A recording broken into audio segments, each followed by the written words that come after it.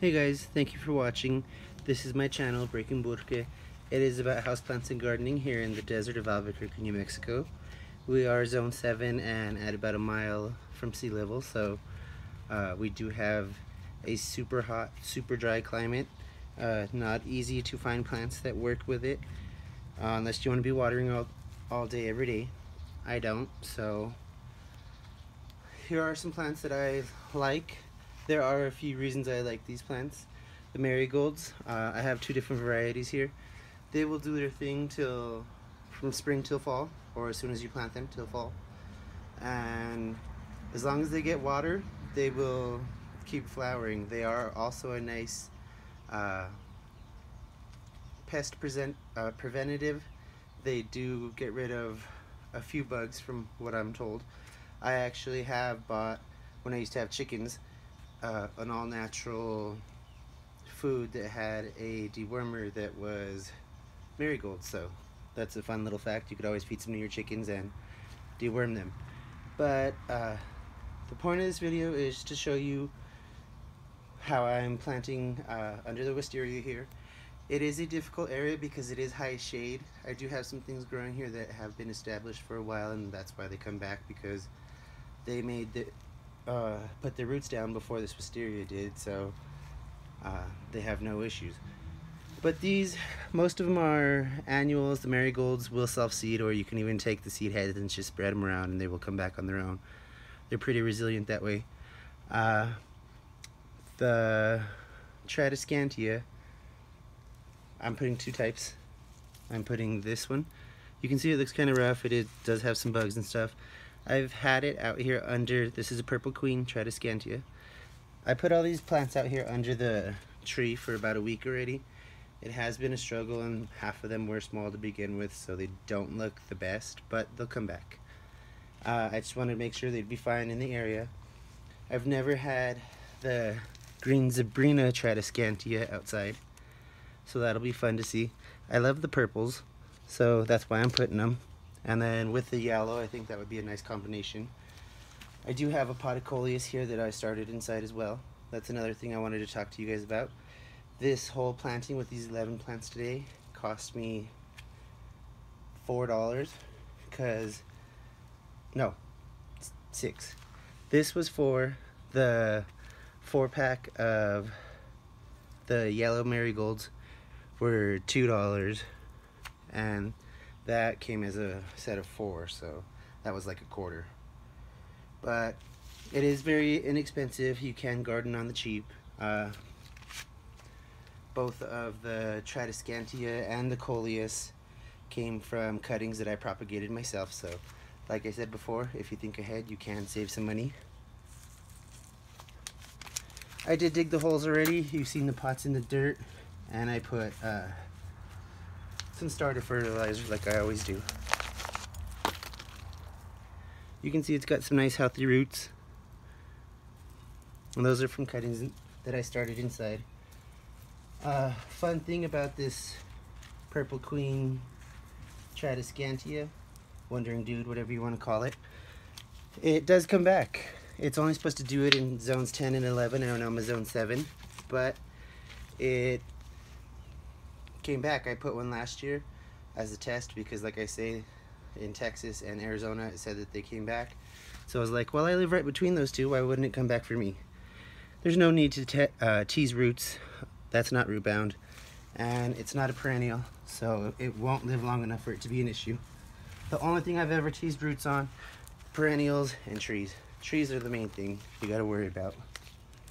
You can see these are tiny, crispy. Like I said, pull the spent bloom, just tug on the top there, and you'll pull out all the seeds. If you scatter those, you'll have tons of plants in no time.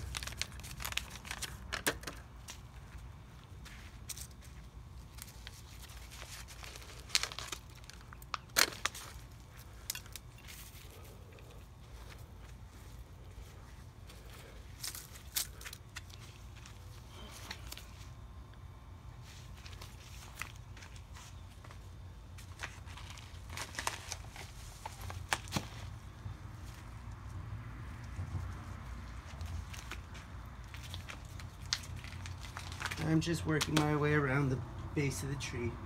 I'd like some color all around it. I usually fill this in with annuals. Last year I did petunias, but I couldn't find any pretty ones this year. Everything looked kind of messed up.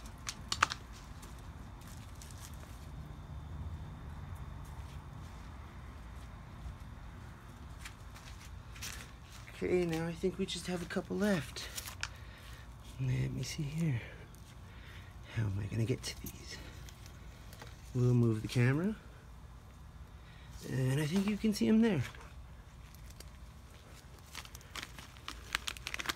Like I said, guys, I do film this on my own. I don't do any editing or anything, so sorry if the quality's not there or I do take some breaks.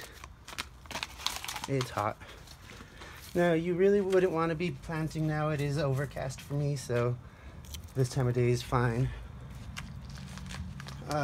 In the desert, I have the best luck planting either early morning or late at night or evening, whatever.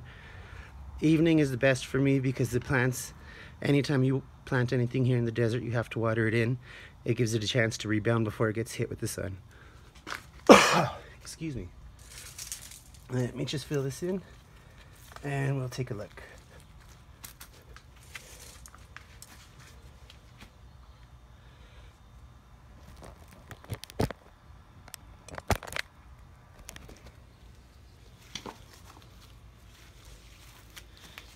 Now, I know it doesn't look like much now, but these plants will grow, and they will grow quick as soon as they start getting that fertilizer that's at their roots. But you can see that obviously is a little upside down, but it'll right itself. Now, I'm hoping that'll be a nice ground cover, make a ring around the bottom. There's this plant. I don't know what it is. Last year it grew about 3 feet tall, never bloomed. And this year, it's got a pup.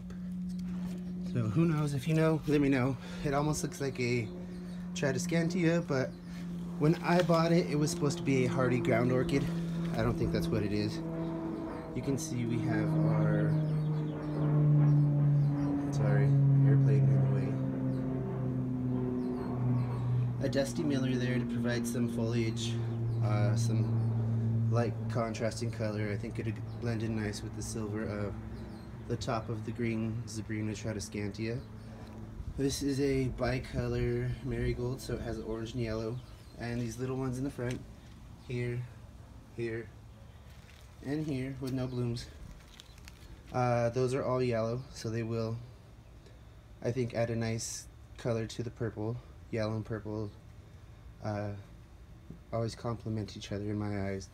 I mean, of course, you could go with shades that don't work, but I think it'll look nice. This here in the front will grow big, and it will be a perennial, so that'll be a nice little cascading effect over the rocks, I think.